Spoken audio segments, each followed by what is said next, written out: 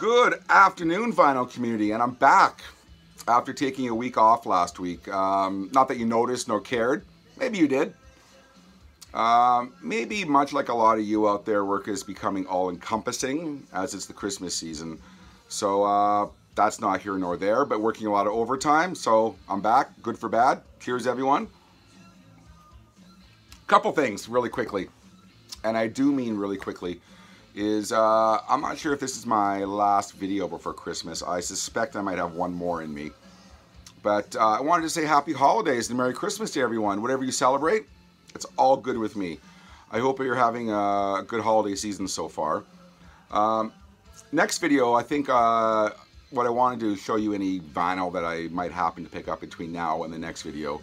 But work is very busy right now, so vinyl digging is kind of taking a back seat. And you know, you want to spend time with your family, etc., etc.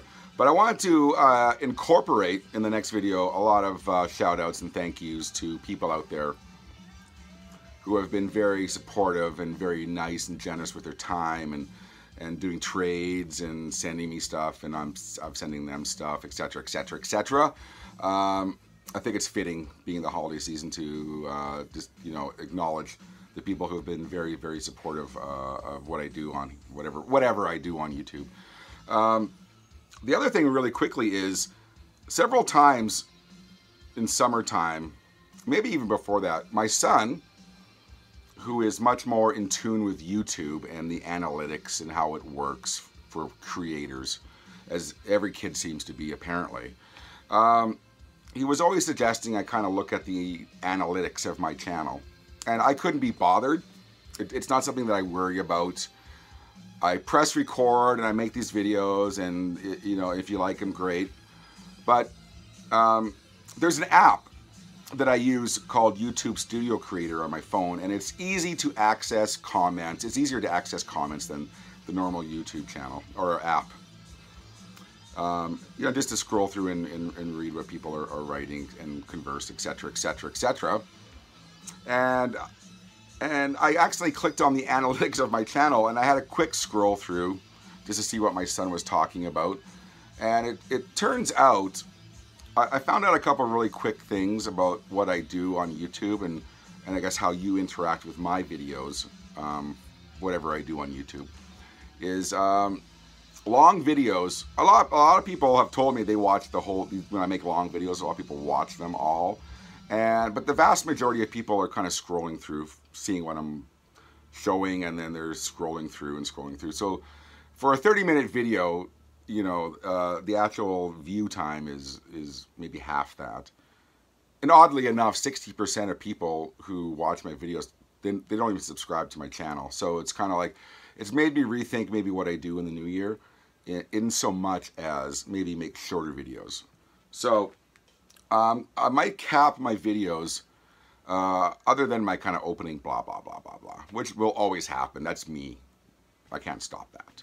But I'm going to try to make, I'm not saying, when I mean try it, I'm going to commit to making shorter videos, to make it more compact for you, less daunting to, you know, to scroll through or view an epic long video. So that's my, I hate to make promises, but that's my promise to you in the new year. I'm going to try to make shorter videos, and when it gets to a certain time, as I have a timer right there, I'm going to maybe just cap it and say thank you very much and end the video, just to make it maybe a little bit more condensed for you all, an easier view for you, if that makes sense. So cheers, everyone, once again. I just thought I wanted to talk about that, and like I said, maybe you can feedback that, you know, and a lot, I mean, I'm not the only one. A lot of people make really epically long videos. And maybe if making shorter 10, 15-minute videos are more to your liking, maybe let me know. Saves me a lot of time. Anyways, let's get to the vinyl finds. And first of all, what you're listening to,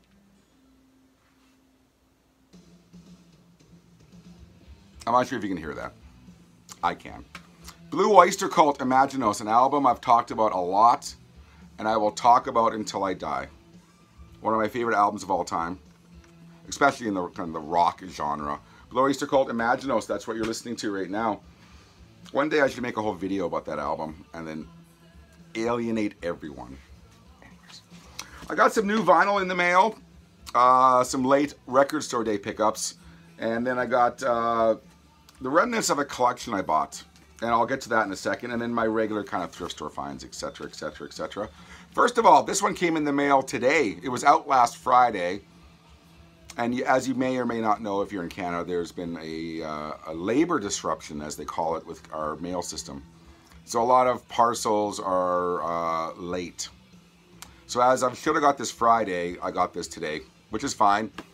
Being busy and all, I haven't had a lot of time to spin vinyl. But this came in the mail today, something I've been eagerly awaiting for. Bowie. A lot of glare off my Christmas tree there, isn't it? Maybe I'll kill the Christmas tree lights. 1 second.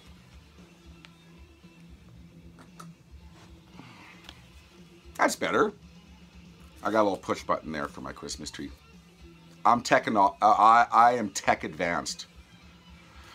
Bowie live at Glastonbury 2000. It was this triple album.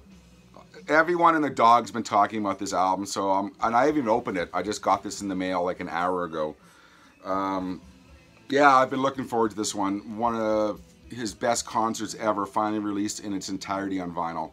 So Bowie at Glastonbury 2000. I might have to suck it up and go for there's a CD-DVD combo, because I want the full concert on DVD as well. So, but anyways, that came in the mail today. Bowie, Glastonbury 2000. Pretty much a greatest hit set. If you don't know what's on this, investigate it. It's maybe one of his, well, I'm gonna go on the limb and say it's his best concert I've ever seen and heard. The track listing is utterly flawless. Anyways, you all know I'm a big Bowie fan. Thank God that came in the mail. Last video, I showed you this. U2, the Joshua Tree, limited edition gold vinyl. For those of you in the UK, this came out on Vinyl Day, and we just got ours last Friday. So I showed you that gold vinyl. And then this was late coming into stores in my parts, but I finally got the Zooropa blue vinyl, limited edition. There you go, blue vinyl. So I was happy to get this one. Of the series of colored vinyls that came out at a retailer across Canada, it seems the U2 ones were the most in demand, and Zooropa, a lot of people were kind of on the hunt for. And I feel very fortunate that this record store kind of knows me a little bit, and they held one for me. So Zooropa, blue vinyl, U2, if you don't know that. Some late record store day pickups. I mentioned this one last video. This is for me and my wife, is Outcast, the 12-inch for Rosa Parks. This came in late to every store in my parts. We never got it on the Black Friday record store day. And it's, I don't know what the original 12-inch track listing was, but I think this is a faithful reproduction of that. Radio version, instrumental, main version, and there's an a cappella version of Rosa Parks by Outcast. Outcast is something that, or a band that, or a rap group that my wife really likes, and she's kind of got, you know, I've always been aware of Outcast from selling the records in my record stores, etc., etc. But she's really kind of made me listen to Outcast, and I've become a bit of a fan of theirs, so I need to thank my wife for that. So Rosa Parks, Black Friday record store day. And then I got this, another album that, to my recollection, no stores had on the Black Friday. An album I didn't have on vinyl, but Madonna, Ray of Light, clear vinyl. I do like my Madonna. Early stuff, I love her first album. But then Like a Virgin, True Blue, I'm not really big fans of those albums. It kind of gets better with Like a Prayer, and then her newer stuff, I'd say her last 3 or 4 albums, I've liked a lot. Her last album, Rebel Heart, didn't like that one so much. But anyways, Ray of Light, an album I didn't have, another album that my wife really enjoys a lot, so I picked that up on clear vinyl. What are we on to now? I'm going to show you, I think I organized this properly. There's not a lot of thrift store finds that I pulled. I got piles over there, but what I wanted to concentrate on was this collection I bought. But I'll get the thrift store stuff out of the way. This one being, I'm not much into making list videos. maybe there's a best reissues video in me. I'm not sure. I'm not really big into making like best of 2018 videos and blah blah blah. But this one would figure into one of my top 3 finds of the year at thrift stores. Is an original green capital label copy of Gene Vincent and his Blue Caps Blue Jean Bop. Their price tag still on it, $2.99. This has been on my radar. This has been on my want list for a long, long, long time. Is an original Capitol Records pressing, green label, original Canadian, I should say. It had a seam split, which I've repaired quite nicely. I've cleaned it several times, and it plays very nicely. There's a lot of, you know, there's pops and clicks, but for an album from 1956, I believe, it would sound wrong to me if it didn't have some surface noise. It just kind of, it just sounds right, if that makes sense. But anyways, very, very, very happy to have this one. Gene Vincent. Maybe this will be my screen cap, as it's, I just went on record saying it's one of my top 3 finds of the year in thrift stores. Anyways, man, and of course, to keep my videos shorter, I should stop fawning over these finds, but I'm just so excited to get this one. Early Gene, well, I guess it's all early now, but Gene Vincent, love my Gene Vincent. So that was an amazing, amazing find for $3. Sorry. Cheers, everyone.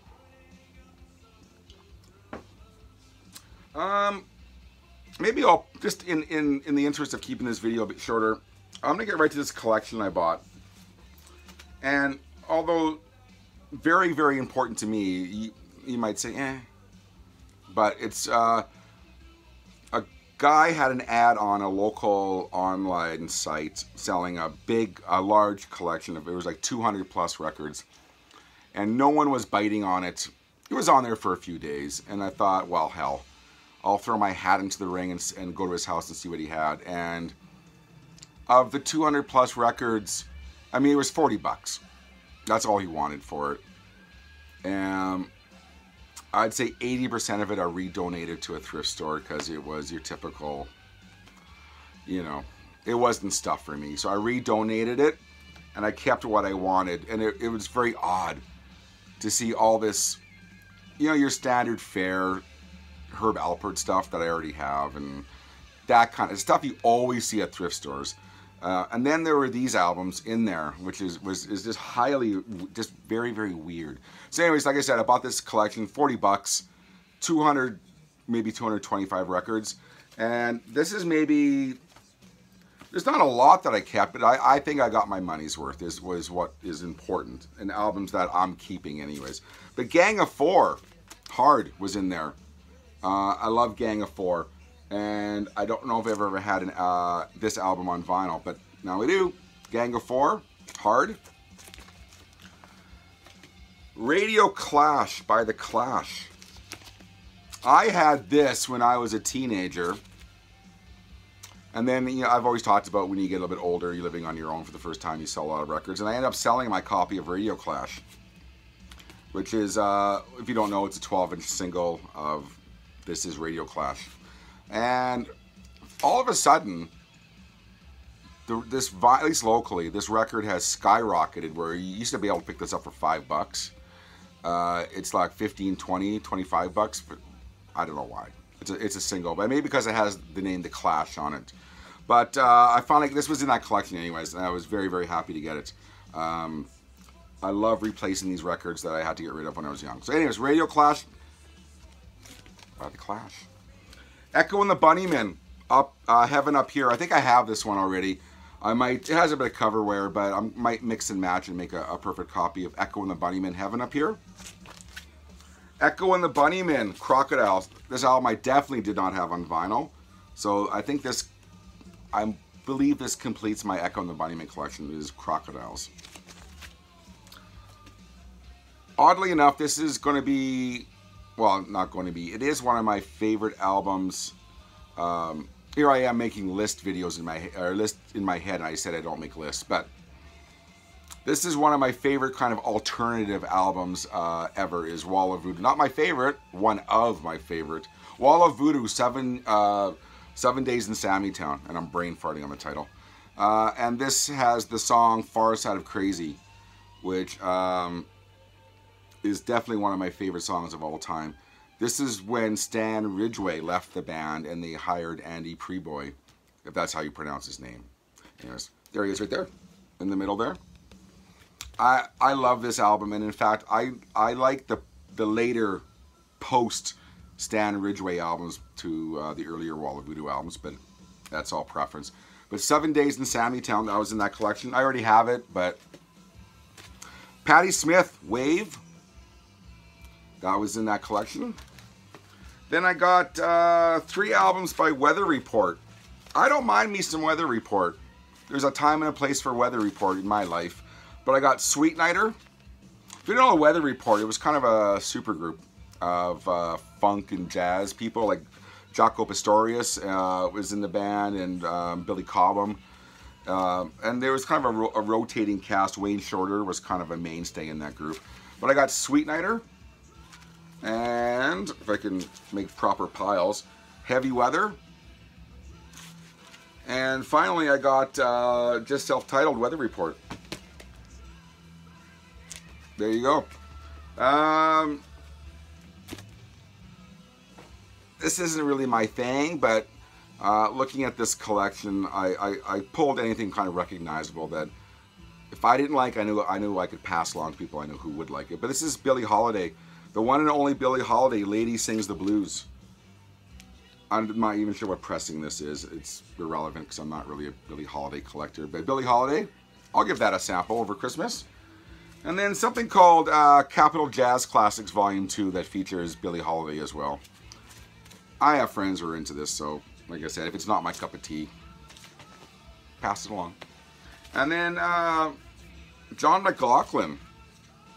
I'm trying to think of, is it Shakti? Shakti with John McLaughlin. I'm very familiar with John McLaughlin. I don't know this album very well. It's a lot of East Indian musicians playing on it. So we'll see. We'll see. Maybe it'll resonate, maybe it won't, but John McLaughlin, Shakti. And then some kind of bog standard stuff, like Elton John, Rock of the Westies. Jefferson Starship, Freedom at Point Zero. I mean, who doesn't have this album?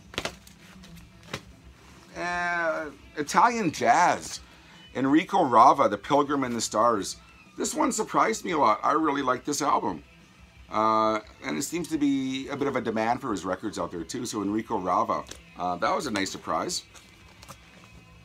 And then what else do I have here to show you? Oh, geez. You know what? I have probably found this album in the last 2 years 15 times. And for an album that it's okay. It's an okay album.